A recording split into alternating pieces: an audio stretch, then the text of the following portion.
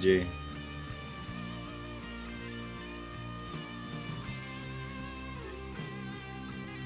Okay, now I heard myself.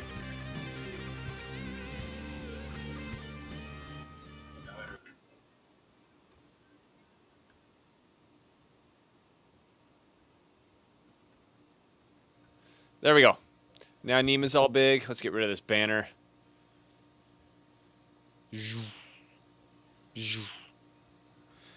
And Nima, again, you don't have a company. Oh no, Yeah, I read a TV. where do I enter? Where do I put that? I don't know. I fixed it for you. Okay, because when I joined the stream, it didn't give me. I didn't see a place to put that. Maybe it's my job. All right, Nima. Let's talk about some science. Yeah. Which is, I guess, we literally mean we're referring to Anthony Fauci now when we say that. So He is the let's. science, I yeah. guess that's an excellent starting point for what we're going to talk about.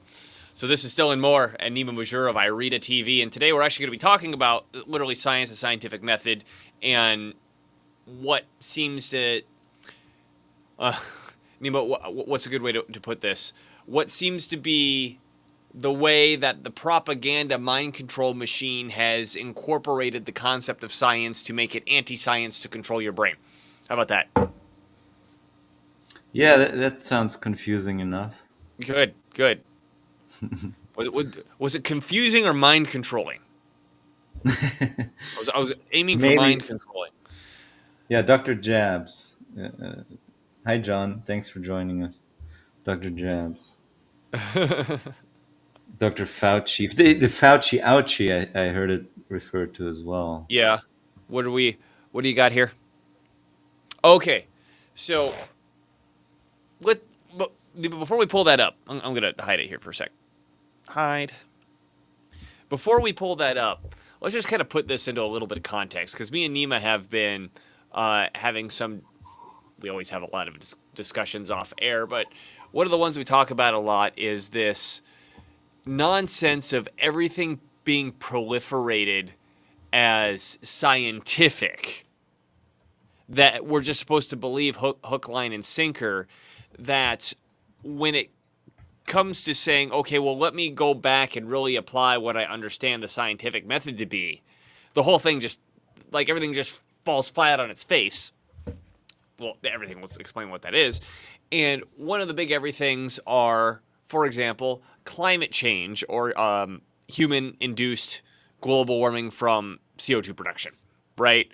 A big one is, say, the jabbies that came out and the COVID nonsense, right? The What's another Mies. big one? Huh? That The uh, Mies. diet, maybe. Diet.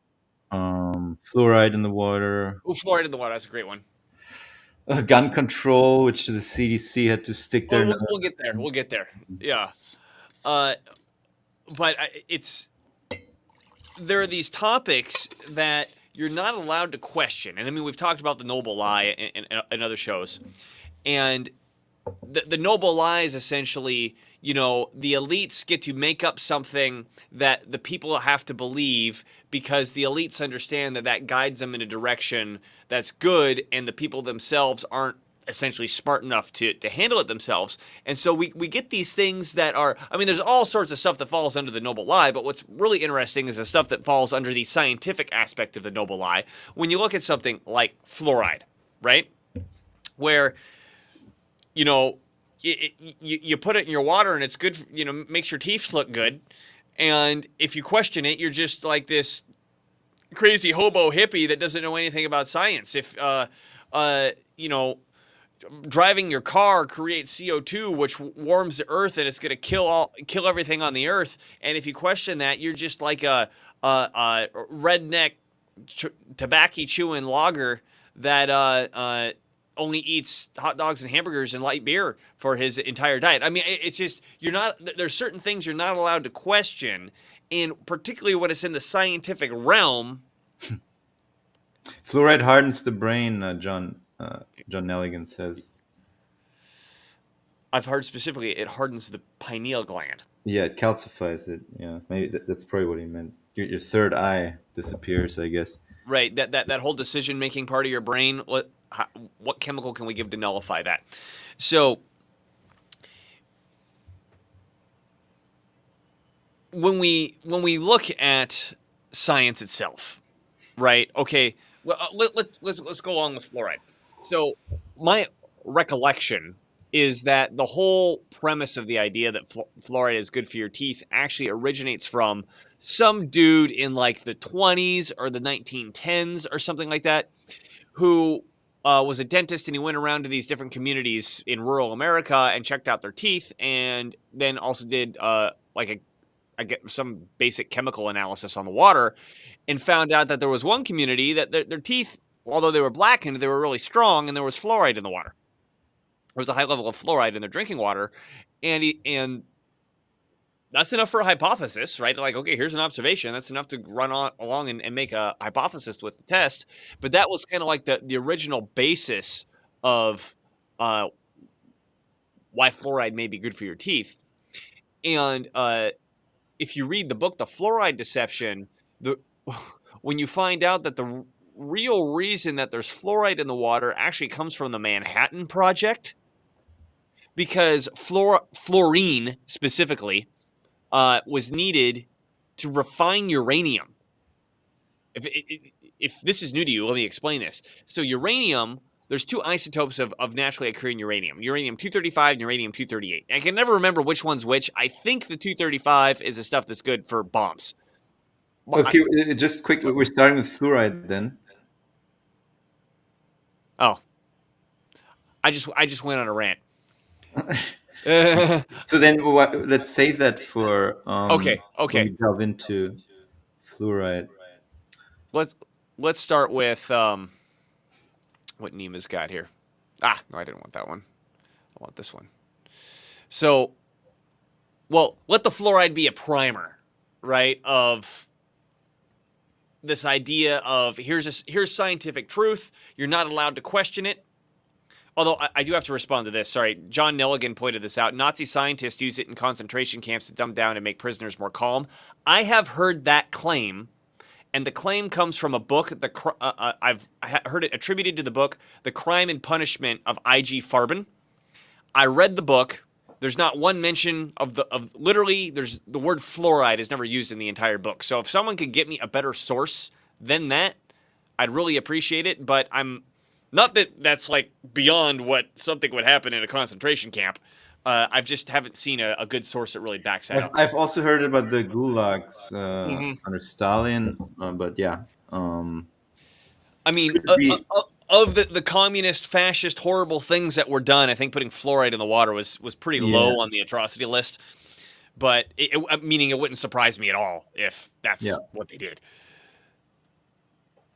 Oh, okay. Thank you, Nima. So here's our favorite, or Nima's favorite quote, one of my favorite quotes from Evolution of Civilizations by Carroll Quigley. Everything is too important ever to be entrusted to professional experts because every organization of such professionals and every established social organization becomes a vested interest institution more concerned with its efforts to maintain itself or advance its own interests than to achieve the purpose that the society expects it to achieve. I think that hits the nail on the head.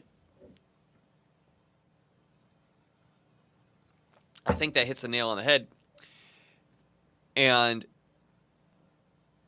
when we look at it scientifically, I guess we can get into the fluoride aspect later. For things like, I mean, maybe climate change is actually the easiest one because of the email hack that just, in my opinion, ended the argument, but apparently it didn't, right? So when you look at, say, okay, let's take an actual scientific analysis of what's happening, you find out, oh, wait a minute. What argument? You're not actually using science. You're just making shit up. Right. Right? And so with, if everybody remembers, in 2011, the head of the climate department of the University of East Anglia, which is where the International Panel of Climate Change gets its information for climate data, Phil Jones, his email gets hacked, and we find out that he was having communications with people to hide data, particularly the medieval warming period, because that data went against the narrative that they were putting on this global warming, CO2 is going to destroy everything narrative. And how do we change the peer review process in order to keep out people writing papers who disagree with us? I mean, nothing. What screams science more than how do I hide data and make sure that people can't challenge my ideas?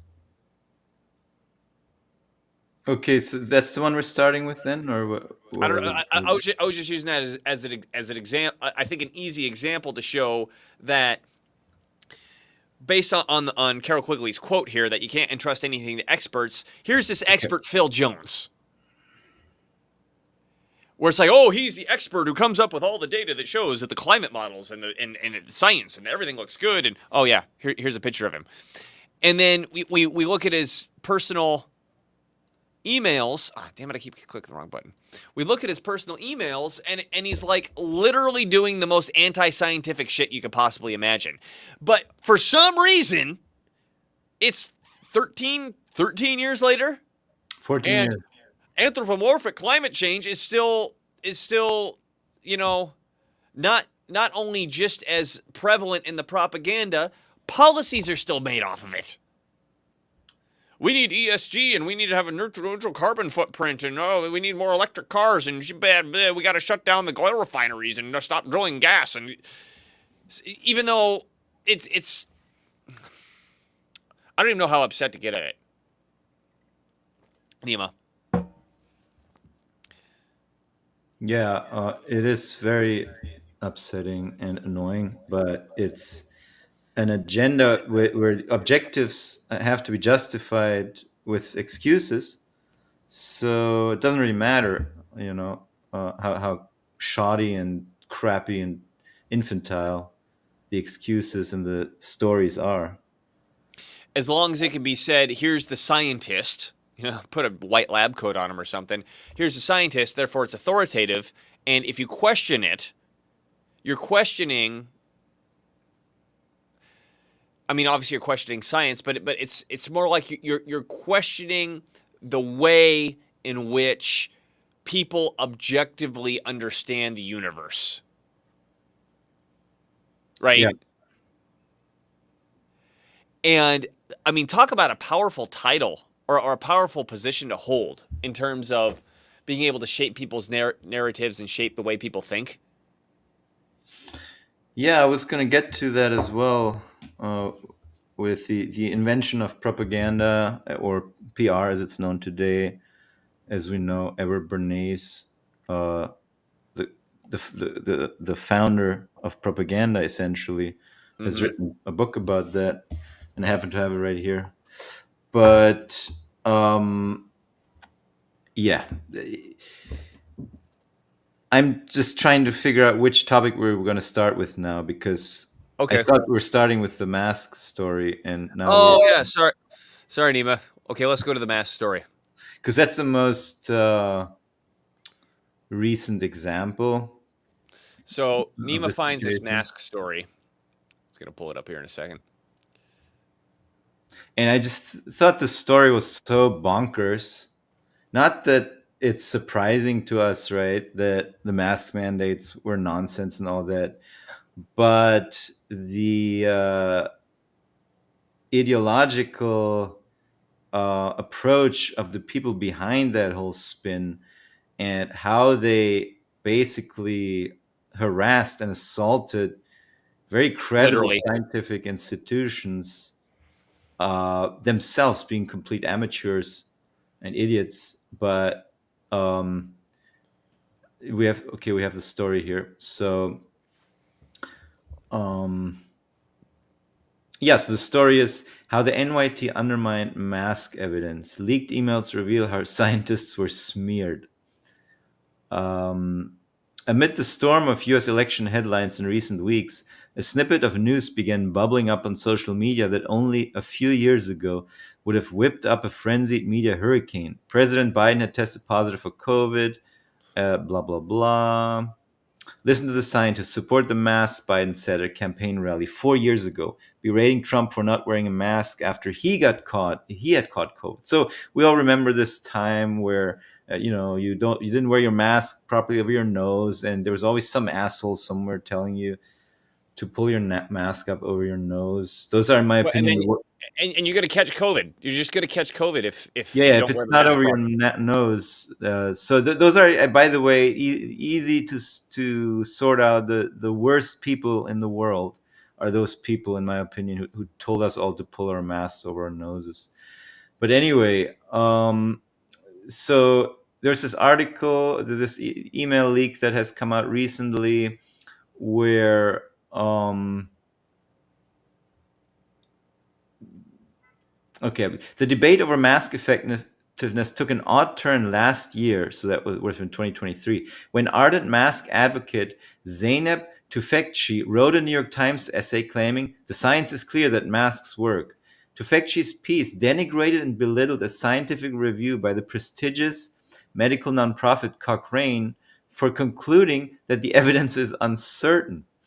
So Tufekci is some idiot sociologist woman, has no clue about public health or epidemiology or Or hard just kind of sciences. the way data is used for science and like, okay, Yeah, here's how so you the New York base a blogger, conclusion off the evidence that you found, that sort of thing. a New York Times blogger influencer who basically took it on along with the New York Times, I guess, to start bitching about this Cochrane study. So, shortly after Tufekci published her essay, Cochrane's editor in chief, Carla Soares Weiser, dashed out a statement to assure mask advocates that Cochrane would update the review's language. Cochrane reviews are widely considered as the gold standard for high quality information to inform medicine, and their process is laborious with multiple rounds of internal checks and expert peer review. Having Cochrane's head make a personal pronouncement about a published review is unprecedented, akin to having the executive editor of the New York Times write an essay expressing personal opinions about one of the paper's own deep dive investigations. Don't keep reading. We got to flesh that out. That's so incredible. Yeah. So wait. Cochrane makes a scientific publication.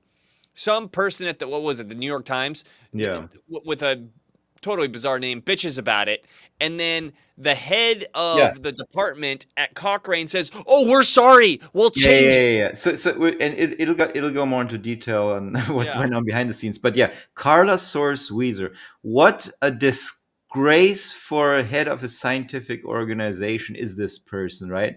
Who goes past the researchers who did this study because of some social media bullshit and apologizes and claims that the language would get updated, which, by the way, it did not happen because there was no reason to update the language, because there was no criticism of the science ever done. The science was never disproven. Science was accurate and solid. So very emotional, but we'll get to. So this woman here, it gets better. It gets better. Okay. I mean, I'm excited. yeah. The incident also marked an odd point in the timeline of mask use. Before the pandemic, few, if any, prominent organizations promoted masks to stop influenza or other respiratory viruses. As the WHO concluded in their 2019 pandemic preparedness plan, there have been a number of high quality randomized controlled trials demonstrating that personal protective measures such as hand hygiene and face masks have at best a small effect on influenza transmission. So it was not surprising that both Tufekci's claims, masks worn, and Carla Soares Weiser's allegation that something was wrong with the Cochrane mask review were later found themselves to have no real evidence. Earlier this year, Soares Weiser issued another statement, this time explaining the mask review was fine and no changes would be made. Despite the 180, damage to Cochrane's mask review had already been done. Google sends you straight to Tufekci's New York Times essay alleging problems in the Cochrane review. Good job, Right. Google, by the way. So if you want to search about it, if I search, I mean, maybe we can test it right now. If we search for the review, instead of actually getting the review and allowing us to make our own decision about it, you get this opinion piece saying that the review is dumb. But okay, yeah. Let's say if that's still the case. Cochrane mask. We're not seeing what you're sharing, by the way. I know. Okay. We'll just have to take Nima's word for it. Just like maybe they fixed it. Just like this woman, we'll have to take her word for it. I don't see this stupid woman's article showing up. At least when I search for Cochrane mask. Okay, good. Review. But why did Soares Weiser change her mind? I have discovered through hundreds of emails provided to me by Freedom of Information requests and a Cochrane whistleblower that Tufekci. These are some funny names. Yeah. Tufekci bumped Soares Weiser into making the statement against Cochrane's own mask review, a move that landed like a grenade inside the organization. And I'm sorry to stop you again. How does this New York Times person have enough clout to do that? Yeah. You don't have to answer it. I just had to say that out loud. Instagram, yeah. Yeah. It's one woman bitching at another woman, and it's an emotional topic that comes with a public relations image, I guess. And so you have a very volatile person at the head of an organization like this. This shit can happen, I guess. But anyway, that's just my opinion.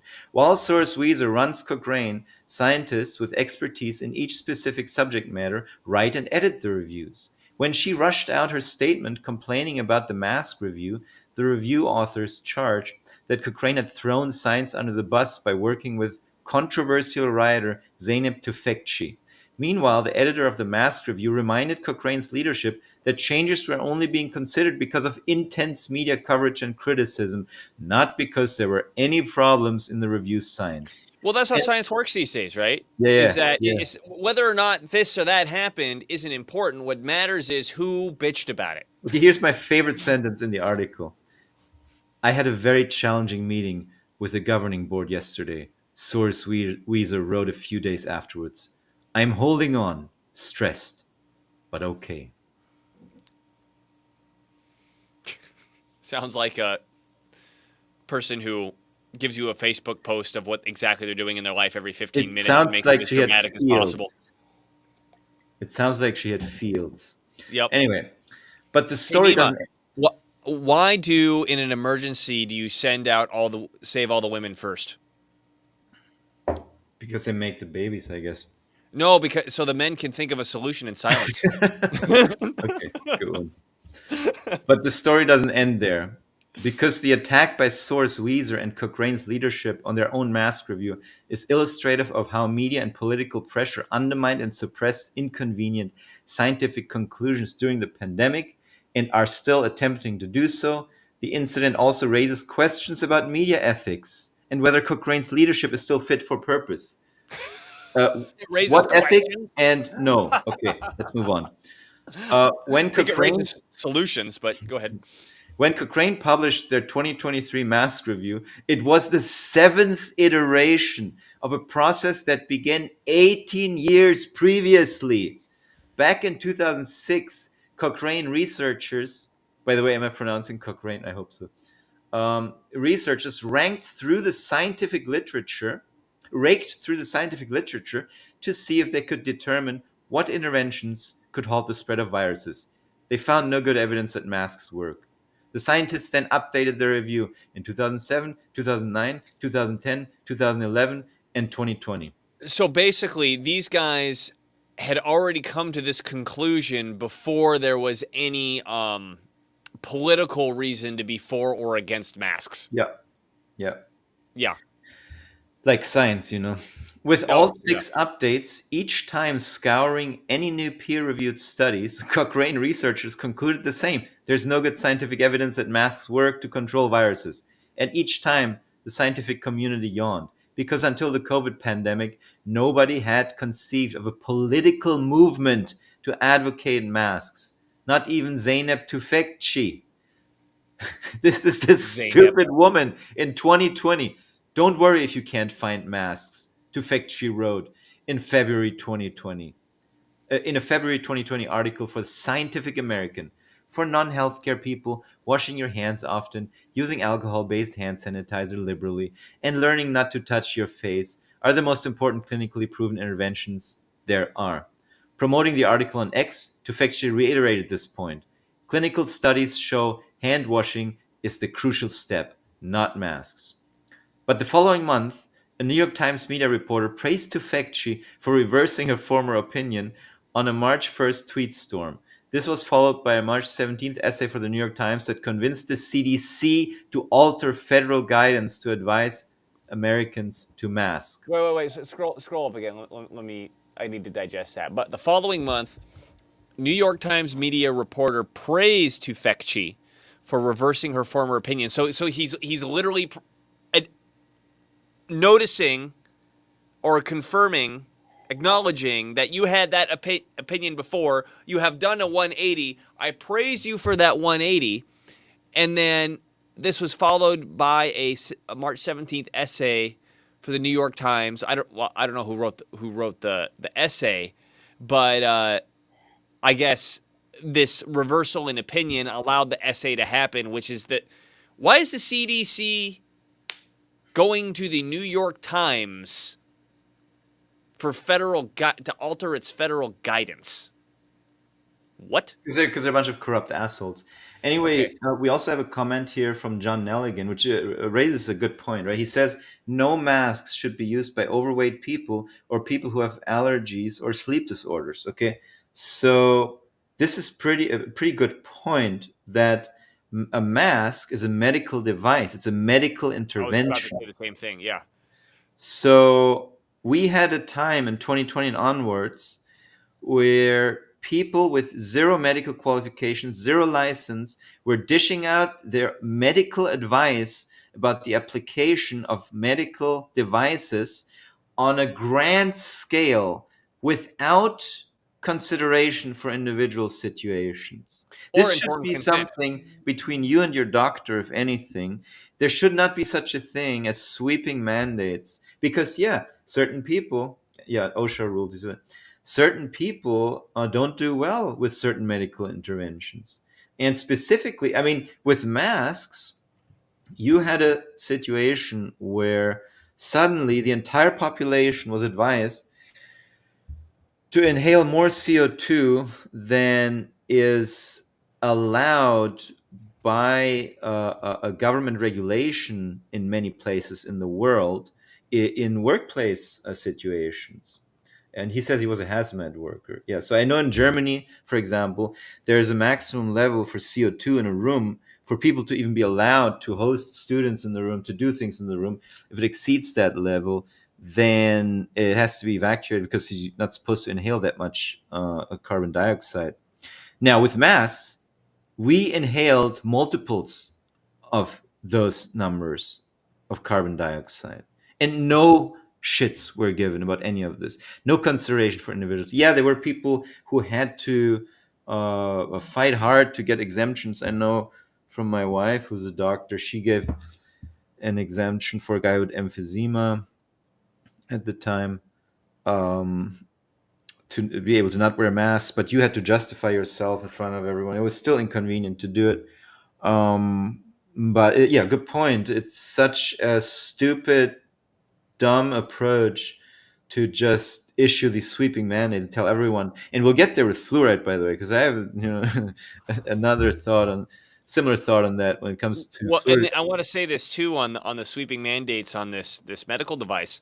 I don't know how successful the lawsuits have been ex post facto, but the fact that you know, you have this mask mandate doesn't invalidate the law. The law being you need a medical license to recommend a medical device, and you have to give in, like, there's this thing called informed consent that has to go around the recommendation of whatever the medical advice is, right? So even if the governor makes a proclamation saying, hey, I'm putting in this mask mandate, that doesn't actually give authority to the business or whatever to enforce the masks because they still don't have a medical license and they haven't provided informed consent. And I mean, during the shit, we had the WCRC in here, representatives from the Washington Civil Rights Council, where they were, like I said, I don't know what the success rate has been, but that was an angle that they were going at the time, going like, look, business owner, whatever this piece of paper says from the governor, here's the actual law. You're breaking the law by Yeah. trying to tell me that I have to wear this mask. You're exposing yourself to Yeah. huge future liability. That's a very scary thing. It's a good way to, and a valid and true way to scare Yes. people into getting their act together. Um, Also, even if you have a license, it's actually kind of worse. If you have a license and you issue sweeping recommendations without a one-on-one with Informed the patient, consent. Yeah, and without informed informed consent, consent. Yeah. you lose your license in many cases. Like, for example, if you're a psychiatrist or a psychologist and you psychoanalyze people from a distance, you lose your license to practice psychology or psychiatry. Same thing would apply, I assume, in the medical field. If a doctor goes on Twitter and in his capacity as a doctor, right, tells everyone to take aspirin all day because it does something good for you, possibly. Like this was actually the case. They used to claim that it was a preventative against heart failure or heart attacks for certain Hmm. people. But if you go out and just tell everyone to take something, you lose your license. And that should have been the same thing with the mask mandates. whether you're an expert or not. But if you're not an expert, I mean, that's especially egregious. If you're an expert, it's still not right to issue sweeping mandates. It should always be a one-on-one.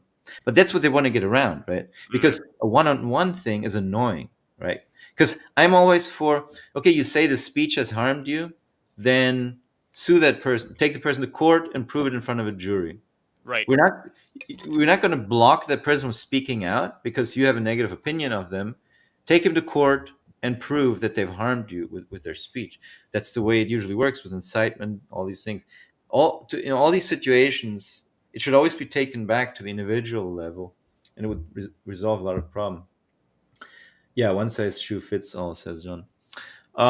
What makes this all alarming is that Tufekci is an academic sociologist with no training in medicine or public health, and yet she managed to alter public health policy with a bunch of tweets and an essay followed 2 months later by a co-authored scientific preprint that promoted mask mandates.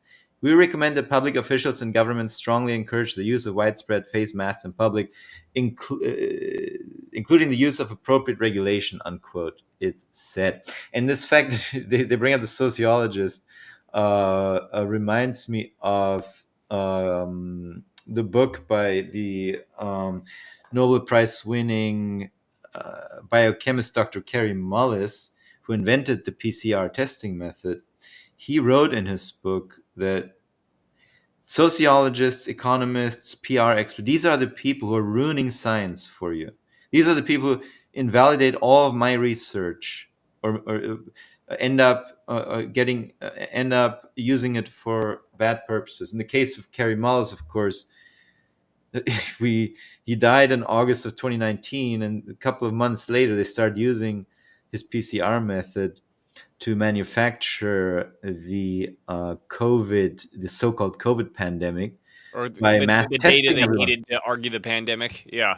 Yeah, mass testing everyone with some test device that was not peer reviewed, that is to this date flimsy. We don't really know what it does. It may detect some version or some protein sequence that resembled some supposed virus molecule, but it PCR test, which most people apparently have no clue what it does, is not that precise.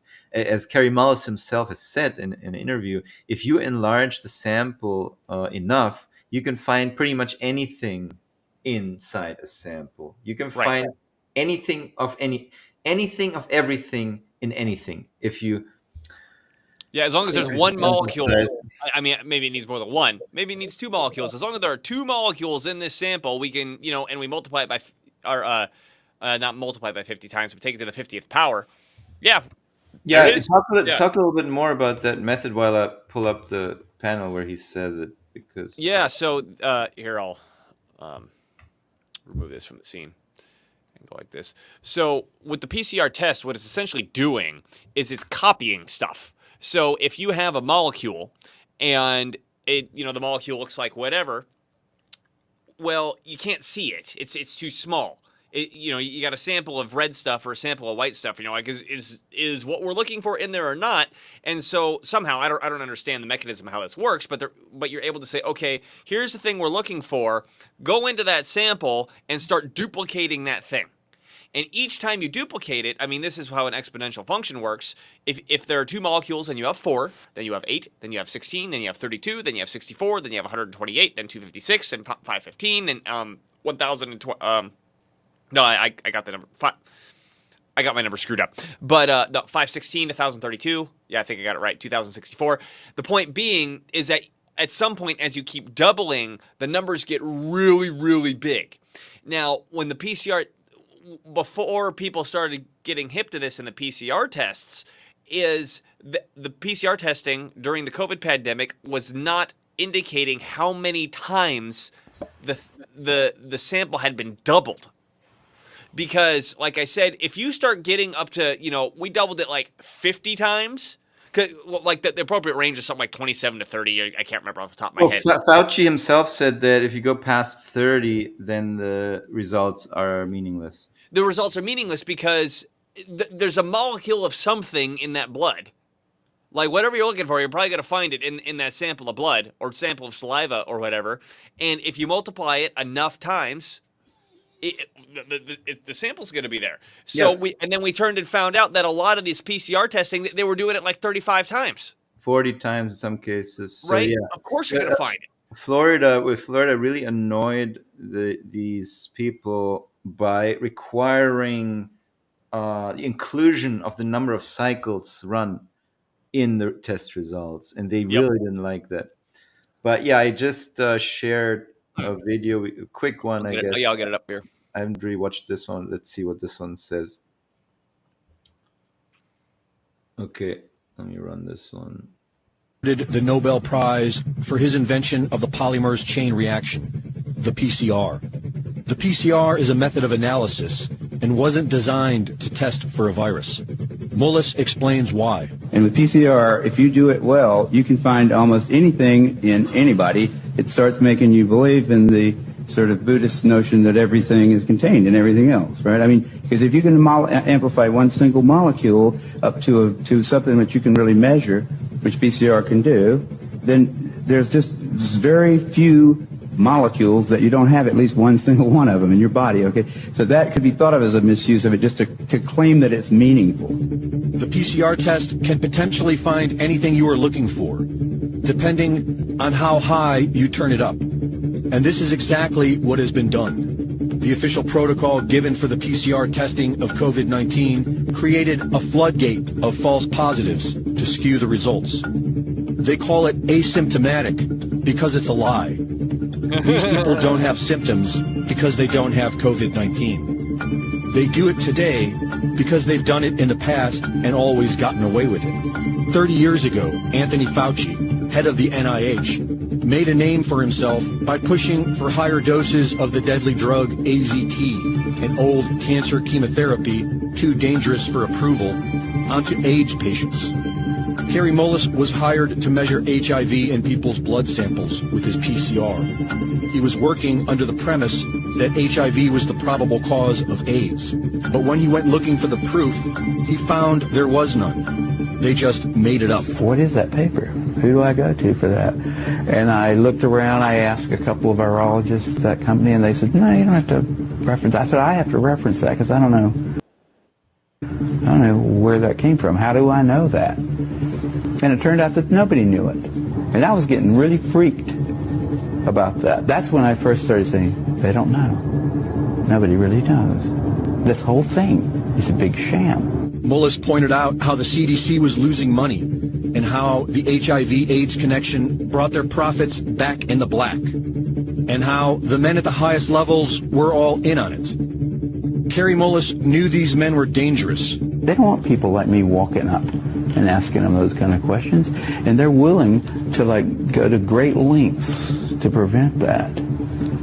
They're out on a limb. I wouldn't want to be there with them. But he was still outspoken. When ABC's Nightline approached him about doing a documentary on his work, Mullis convinced them to cover the HIV debate after nearly a decade of ignoring it. In a 1994 interview with Celia Farber for Spin magazine, Kary Mullis expressed how he really wanted to expose Anthony Fauci and Robert Gallo. Yeah, and by the way, this is the book. Oh, let me get it back up there.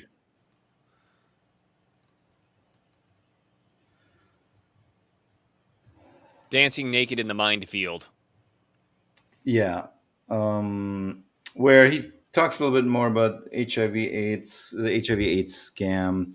It was in many ways a precursor to the COVID scam, perpetrated on a smaller population, and they started experimenting on people with AZT. It was a huge disaster. People started dying from getting super sick and dying from AZT, obviously. And the excuse is that, oh, but we don't use it anymore. Sorry, we made a mistake. But still, we have tons of great HIV treatments that you should all be taking. And so the scam continues to this day. But it was really a test run almost for COVID-19, because COVID-19 was deployed on the entire population. Basically, it was used to harass and inject and a guinea pig the entire world population. Well, And and then so, I think with the PCR testing itself also created this strange phenomenon, or I don't know if it created it, it made it more obvious, in that there was an obsession that if you had symptoms, you need to get tested. And that still continues. I mean, I think I had COVID in quotes a couple of weeks ago just because I started losing my sense of smell, and it was similar to the time that I had it really bad. And I'm like, fuck, I think I got it. Even my wife was like, do you think you should get tested? And I'm like, for what?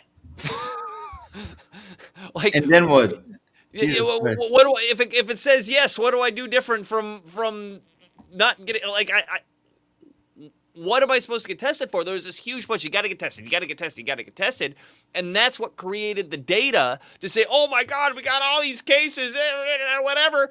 And as we just pointed out, you can find it in anybody if you run it enough times. You can find it in anybody, and by the way, in anything, because the president of Tanzania, Forgot about that. he ran the test on a papaya and on a goat and a rabbit. A Coke. Yeah. Yeah, the rabbit came back inconclusive. The papaya was sick with the COVID virus, apparently. So, and by the way, then he died under mysterious circumstances 2 years later or so. Of course. So, But the point that I'm making here is that in order for them to still look scientific, they need to have data. They need to have data. And okay, well, let's create the data. No, that's what it is. That's what it's all about. It's manufacturing the data. Right, manufacturing. It's not. They're not taking an objective sample, or as objective as they can, because there's no such thing as fully an objective sample, or representative. That's a better word to use. It's not a representative sample. It's creating it. And in fact, let me be more clear about that. So I used to work at an oil refinery, right? I was in the laboratory, and when we would. I mean, I'm sure you've seen a refinery that have those huge tanks, and they could be all sorts of stuff. They could be crude oil, there could be gasoline, there could be diesel, there could be jet, all sorts of stuff in these tanks. And if you want to test what's in them, the refinery understands that tank is so big that what's on the top of the tank might not be the same thing as what's on the bottom of the tank. And so the way that you're supposed to take a sample is you walk to the top of the tank, you got this quart jar, you open there's an opening. You put the quart jar in a rope with a thing called a thief. That you got essentially a cork on the top of the bottle. You drop the bottle all the way to the bottom, pop the cork using the thief, and then you pull it up in an attempt to get a representative sample equally of every part of the tank. Right? Now, maybe the left side of the tank's different from the right side of the tank, but it's kind of like the best we could do in the situation, right? You do your best to get a representative sample of whatever it is that you're looking at. Or when we get the crude oil tankers coming in, what they would do is, as that crude oil was pumping from the tanker into the refinery, they would take like these little bite samples out of it, and then we'd get this big. I mean, it looked like a corny keg for beer. They called it a Jiscoot. And when we got it, the first thing we had to do, we had a Jiscoot mixer. We had to connect it and mix up that oil, because it's assuming that there's so much stuff in oil, it separates itself, right? So the point that I'm making is, like, there's always, if you're doing anything scientific and collecting samples, you have to say, okay, wait a minute, how are we collecting that sample? It's really, really important how we collect that sample, and based on how we collect it and the results we get, we have to, here are the results we get, and we can interpret it, but we have to interpret it in the light of how we collected that sample, right? Now, in this case, how are they collecting the samples? Oh, they're just forcing everybody to take these tests. I mean, even if they did work, right? They're just saying, okay, how do we push all these people to make these tests? Okay, now that we have all this data of, like, oh my God, look at all these COVID cases. Well, you'd have that with anything if you went to find more samples. Yeah, right? You'd have it with colon cancer if you tried harder. You'd have it with, whatever. Sorry, if we'd run these tests 10 years ago, they would have probably delivered approximately the same results. If we ran them today, by the way, coronavirus is still around. Coronavirus has been around for tens of thousands of years, if not forever. we will always be able to manufacture these cases if we fall for the same scam over and over. Yep. Okay, let's get back to this stupid mask Well, story. and then Nima, just to let you know, I got 20 minutes. Do you want to move on? Do you want to finish the mask, or do you want to move on to fluoride, or something else? I guess we've made our point about the masks. Yeah. I'm Well, just trying to see. let's emphasize the point, because the point wasn't like, oh, masks didn't work. We all know that, right? Yeah. The point was not only like how crazy the New York Times is, and we all know the New York Times is crazy. The point was the person from the New York Times contacts the scientific study institution, and the woman at the scientific study institution is like, oh, I'm sorry, let me change it, even though the data was fine. Even though the interpretation of the data was fine. Well, yeah, I just want to. So it's a bit of a happy ending, I guess, because I just want to read from one more paragraph from this article here. Share it again. I'll pull it up. Yeah.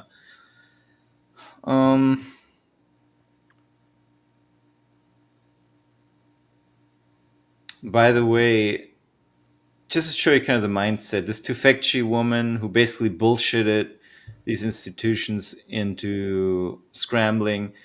She says here, I never thought in a million years I'd be writing something that basically said the World Health Organization, CDC, and medical establishments in the United States and Europe are wrong, she told the paper. But one tiny obstacle stood between Tufekci and full acceptance of mask mandates, Cochrane. When Cochrane released their mask update in January 2023, which again said the efficacy of masks was uncertain, critics of pandemic policies naturally used these scientific conclusions to cast doubt on mask advocates. Mask mandates were a bust, wrote the New York Times columnist Bret Stephens, citing an interview with Tom Jefferson, cool name by the way, the lead author of the Cochrane Mask Review. Those skeptics who were furiously mocked as cranks and occasionally censored as misinformers proposing mandates were right. Thank you. Yeah, I guess it keeps going and going and going. Yeah. But the point's well made is that people who do good science are thrown out the window. Source research action reached highest levels of British government, blah, blah, blah. But yeah, let's. I think I've read enough of this ridiculous story. Let's see what is next. Well, we could discuss. We could discuss fluoride. We could discuss the CDC's gun violence studies. Let's go to the CDC's gun violence studies. I mean, I'll just quickly mention on fluoride. It's a similar story where there's this mainstream opinion that fluoride is good for your teeth, and that leads us into, okay, now we have aluminum smelting, steel industry, phosphate fertilizer industry, industrial waste that contains a lot of fluoride, and all sorts of other toxins getting pumped into trucks and sold to municipalities and counties to stick in their water, and now it's medicine. Yep. Right? It's just, and then like turning poison to medicine. But that's in the fluoride. They go back to the. Sorry, Nima. Go ahead. No, I'm saying that's in the fluoride article. If we can get there, so let's hustle a little bit. Okay. What do I want to share? Okay, so this is where is it? Okay, so there's a Forbes article which is a little older, but I want to lead with that. Because CDC, because I guess it kind of makes sense, right? CDC is about health and health hazards, so they did a gun study, and this is here from Forbes. In particular, a 2013 study ordered by the Centers for Disease Control and Prevention. So this is under the Obama administration, the gun-grabbing Obama administration. They wanted the CDC to produce a study. Conducted by the National Academies Institute of Medicine and National Research Council, reported that defensive use of guns by crime victims is a common occurrence. Almost all national survey estimates indicate that defensive gun uses by victims are at least as common as offensive uses by criminals, with estimates of annual uses ranging from about 500,000 to more than 3 million in the context of about 300,000 violent crimes involving firearms in 2008. So basically, guns are used to defend lives more than they're used to murder people. Um, Subsequently, I learned of a recent paper by Florida State University professor Gary Gleck. What do CDC surveys say about the frequency of defensive gun uses? Gleck looked at some previously unpublished results from the CDC surveys conducted in the 1990s and concluded in 1996, 1997, 1998, the Centers for Disease Control and Prevention conducted large scale surveys asking about defensive gun use in 4 to 6 states. Analysis of the raw data allows the estimation of the prevalence of defensive gun use for those areas. Estimates based on the CDC's surveys confirm estimates for the same sets of state-based data from the 1993 National Self-Defense Survey, Gleck and Gertz, 1995. Extrapolated to the US as a whole, CDC survey data imply that defensive uses of guns by crime victims are far more common than offensive uses by criminals. CDC has never reported these results. No way. So Yeah. are you telling me the CDC didn't report the good data? Right. I So don't believe it. they did like 4 different studies, and they concluded every time that guns save more lives than people get murdered. And then now it gets better because this data has become so inconvenient for the gun grabbing scumbags in the US Congress. So they went bitching to the CDC. The Centers for Disease, this is from the Reload. The Centers for Disease Control, so this is from pretty recent, from 2022. I kind of missed that story actually. The Centers for Disease Control deleted a reference to a study it commissioned after a group of gun control advocates complained it made passing new restrictions more difficult. The lobbying Your campaign honest reflection of reality is preventing our agenda. Sorry, Nima, couldn't The help it. lobbying campaign spanned months and culminated with a private meeting between CDC officials and 3 advocates last summer, a collection of emails obtained by the Reload show. Introductions from the White House and Senator Dick Durbin, Democrat, Illinois, appropriate name by the way, office, helped the advocates to reach top officials at the agency after their initial attempt to reach out went unanswered. The advocates focused their complaints on the CDC's description of its review of studies that estimated defensive gun uses happen between 60,000 and 2.5 million times per year in the United States, attacking criminologist Gary Gleck's work establishing the top end of the range. By the way, earlier, as we read, it was 500,000 to 3.5 million. So the number is shrinking, I guess. That 2.5 million number needs to be killed, buried, dug up, killed again, and buried again, Mark Bryant, one of the attendees, wrote to CDC officials after the meeting. It is highly misleading. It used out of context, and I honestly believe it has zero value, even as an outlier point in honest defensive gun use discussions. Bryant, who runs the Gun Violence Archive, argued Cleck's estimate has been damaging to the political prospects of passing new gun restrictions and should be eliminated from the CDC's website. Blah, blah. That's some blah, skillful, systematic politics there, I gotta say, though. They understood that, hey, we need to. This isn't just a matter of us jumping up and down saying, hey, congressman or senator, you need to vote for this. They said, oh, here's the thing that is preventing us from getting this passed. So we're going to leverage the representative or the senator in order to Dick Durbin, yeah. I mean, put pressure on the agency to get this changed. So then, yeah, I mean, it was smart. Good move. Yeah, whatever. But it's just goes to show you, when these people tell you about listen to the science and this science and that science, blah blah blah, they don't like if the science doesn't fit their goals, their agenda, they do their utmost, and they have the power to erase that science from existence. So, or they end up referencing only they erase data. Right. They end up referencing. They'll go in and adjust data to make it fit their end goal. They end up referencing the experts who agree with them and ignore the experts who disagree with them. That's how it always works, right? What RFK Jr. said, he's argued against Monsanto in court, and he had his experts, and they said one thing, and Monsanto had their experts and said another thing. So just because an expert said something, just because scientists said something, it doesn't mean anything, right? You can hire shills who are scientists for either side of the story at any point in time. Well, this might be a good idea to talk about how hard actual science is. How much time do you have? I don't know, 10 minutes. Okay, so we still got fluoride and climate change.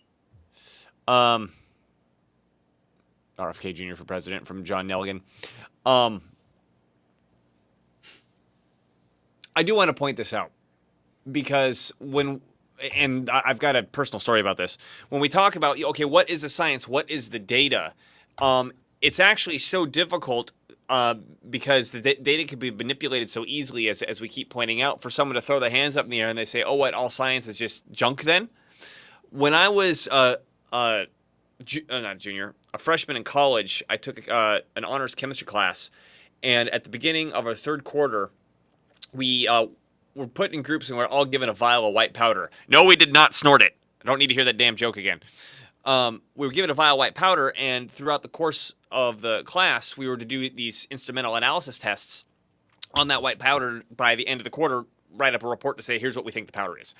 And in that quarter, we learned about error, right? So if you use a pipette or you use a beaker or you transfer something from here to here, there's actually a way to calculate the amount of error. Okay, this is 5 milliliters plus or minus 2% error, right? And every time you use it, there's a way to calculate and multiply that error out.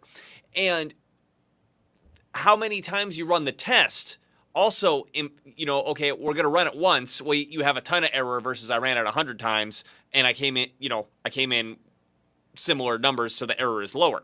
By the time we got to the end of the quarter and we're all writing our reports and we did all our calculations for error, we were all getting numbers like, hey, this is 50% potassium chloride plus or minus 150% error. This is 25% magnesium oxide plus or minus 80% error. I mean, everybody's report was like that. All of them. And the point of the exercise was to show, like, you thought you went and collected this data. You thought you went and figured this out. You thought you went and found that out. You actually, like your range of error is so crazy, you have no idea what you just found. And what they were hammering into us is, like, this is hard. And, like, when you collect data, when you collect samples and you run stuff, you have to be impeccable with every step in order to make a claim for what's actually happening. Yeah. In reality. I think the easiest litmus test is if science is used to force you to change your life, it's probably bullshit. I like that. Yeah, because it's never supposed to be used, at least if it's done on a sweeping level, right? Now, if there's a court case with a jury present and everyone zooming in on an individual case, then I can justify the use of scientific methods here and there, even much more so. But if the science is used to establish sweeping laws that apply to everyone in order to control you, it's probably bullshit. I think it's probably the easiest. And you don't have time to look at the data. You don't have time to look at this, how the samples. Nor do they even want you to. Yeah. I remember New York Times wrote, "Do not do your own research.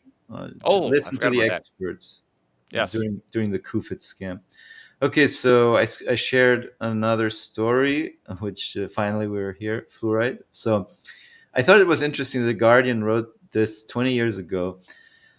A kick in the teeth. It was hailed as a harmless chemical that would prevent tooth decay, but a new book claims that fluoride could be linked to serious health problems. So that's the fluoride deception. And I just want to read a particular paragraph or two from this one. So many believe that the effects of fluoride on teeth, beneficial or otherwise, are irrelevant. What matters is the accumulating research evidence that fluoride may have serious adverse health effects. However, the government wanted to extend fluoridation schemes ostensibly to benefit those in poorer areas.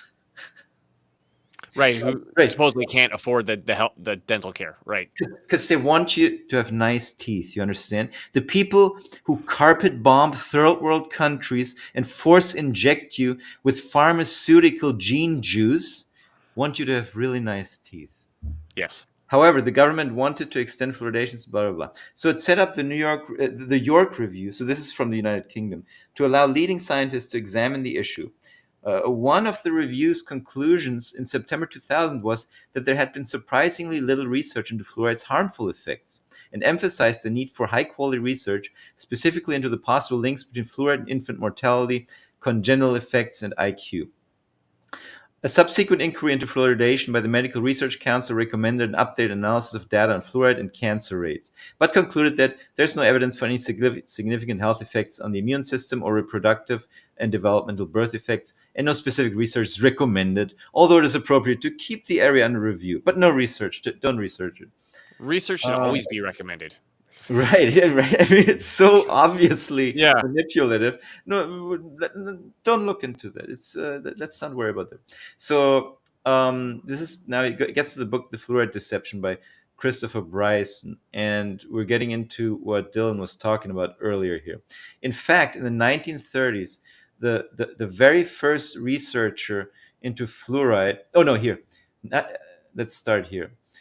Bryson, who has had the advantage of access to recently declassified files, concludes that fluoridation is a triumph not of medical science, but of US government spin, adding that the very same professionals and institutions, the very same professionals and institutions who told us that fluoride was safe said much the same about lead, asbestos, and DDT, or persuaded us to smoke cigarettes, like this scumbag right here, Edward Bernays. You're supposed to put the nephew. fluoride in the cigarettes. Now you're getting good stuff. Ideally, yeah. Yes. So with an asbestos filter. And of course, Edward Bernays, the famous scientist and inventor. Oh wait, no, he didn't do any science. He was a PR master. PR master. Everybody in PR has this book on their shelves, by the way.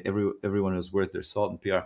In fact, in the 1930s, the very first research into fluoride, a Dane called Kaj Roholm, specifically advised against exposing children to fluoride. But his work was soon buried. Bryson links the subsequent discovery that fluoride benefited teeth with research paid for by major U.S. industries that needed to be able to defend lawsuits from workers and communities poisoned by industrial fluoride emissions. In 1955, farmers in Oregon took Reynolds medals to court alleging harm from fluoride emissions. The key medical experts for the farmers were Donald Hunter, an English specialist in industrial diseases, who told the court that fluoride was particularly dangerous because it was an enzyme poison, and Dr. Richard Capps from Chicago, who gave evidence that fluoride displaced iodine in the body, thus leading to thyroid dysfunction. The farmers won a sensational victory, and U.S. industrialists were shaken. Dr. Robert Kehoe, whose work was funded by major U.S. companies, resolved, according to Bryson, to create a new medical orthodoxy that would be unassailable in future court cases.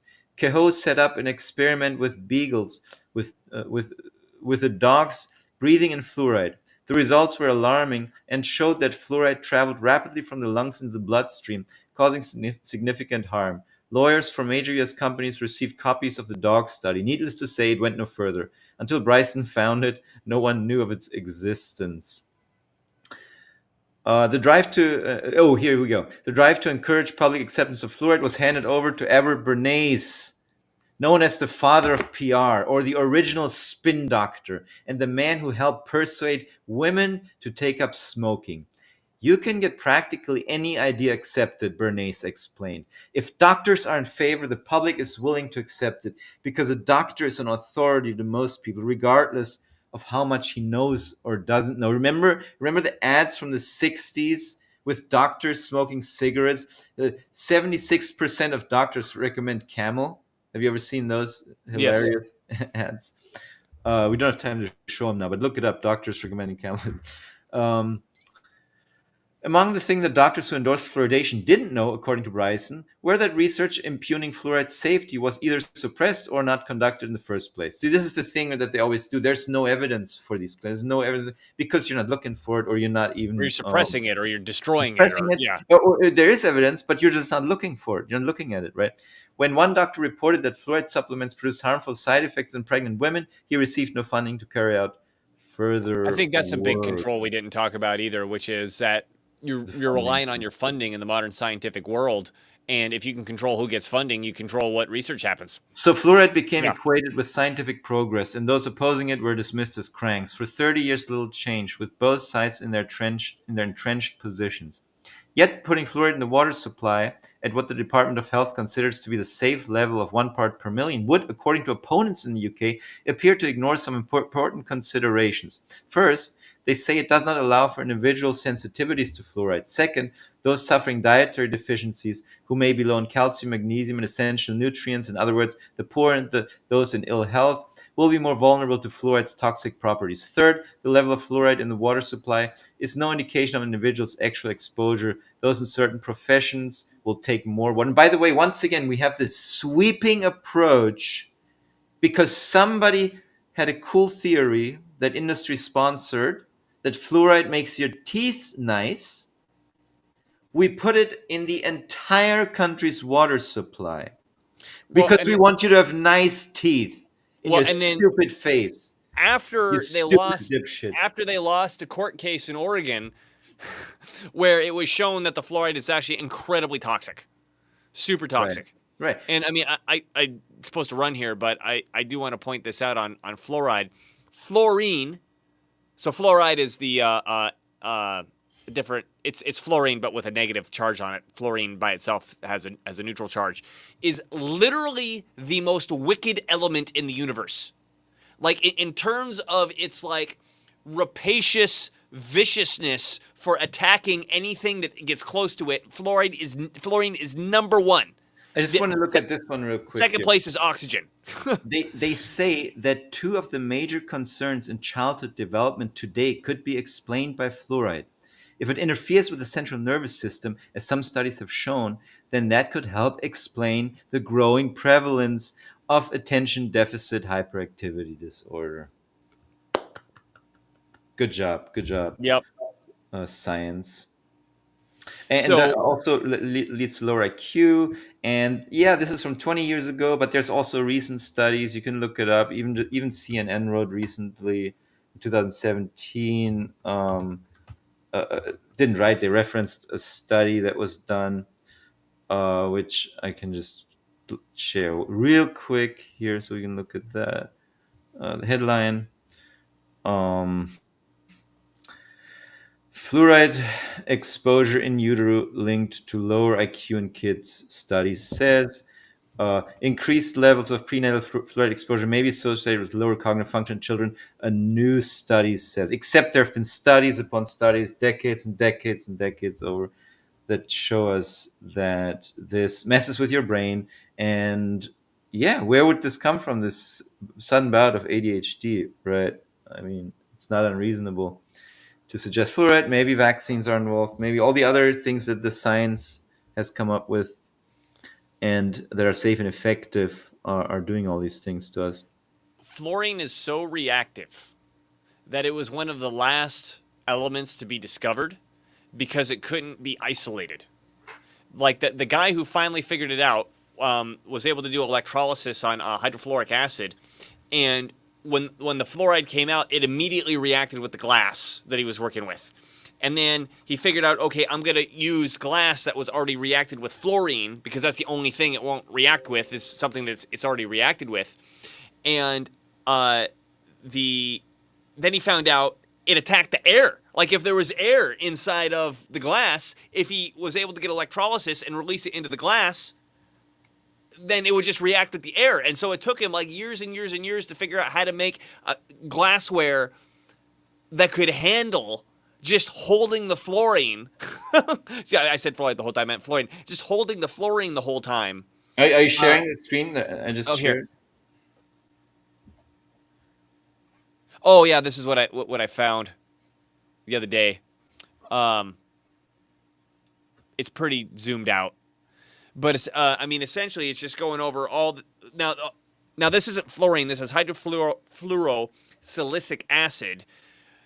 I'm supposed to be getting off, and you got to get me not shutting up here. So the good fluoride, which is supposedly the thing good for your teeth, is sodium fluoride. That's not what they're sticking in the water. What they're sticking in the water is industrial waste from the aluminum smelting industry, the steel industry, the phosphate fertilizer industry, and such.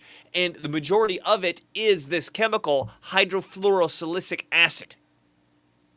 Hydrofluorosilicic acid, yeah. And what I found funny about it is, right, DOT hazard label, corrosive. Uses fluoridation of drinking water. And etching Hydrofluoric acid is glass. commonly used to adjust fluoride levels in water supply, helping prevent dental cavities, of course. Handle with care due to its acidic and corrosive. What is? Can't read the next word because the console is over. Nature. Okay. Yeah, but do put it in the entire country's water supply Right. for Well, and everyone then to value. that's nothing to say of what else is in it. Right? Because it's the industrial waste. Is it full of heavy metals like lead and cadmium and mercury and all that arsenic, all that other good stuff? Like, what the hell else is in it? It's I mean, to argue whether or not sodium fluoride is something that's good for your teeth if you put it in the water, like, doesn't even matter because that's not what they're putting in the fucking water. It's this shit. Yeah. With that, I really got to jump. We're doing some systematic politics training over here. And Also, climate change is bullshit. climate change is we bullshit. covered that I'm topic. sorry. Anthropomorphic climate change is bullshit. There are things that change the Catastrophic climate. and Yeah. catastrophic man-made climate change. Yes. The sun does do stuff to the climate. And it changes. But it's not Yeah. people. I wanted to go through this, but we did partially cover this Guardian story about. Let's do a part ozone. 2. We'll do a part 2. Yeah. Cool. All right. It's been Dylan Moore and Nima Majur of Irita TV. Check us out at irita.tv. Thanks for watching, and thanks, John, for your commentary the whole time. Yeah, fluoride is a neurotoxin. That's true. Very good. Bye, everybody. Bye, Nima. Bye-bye.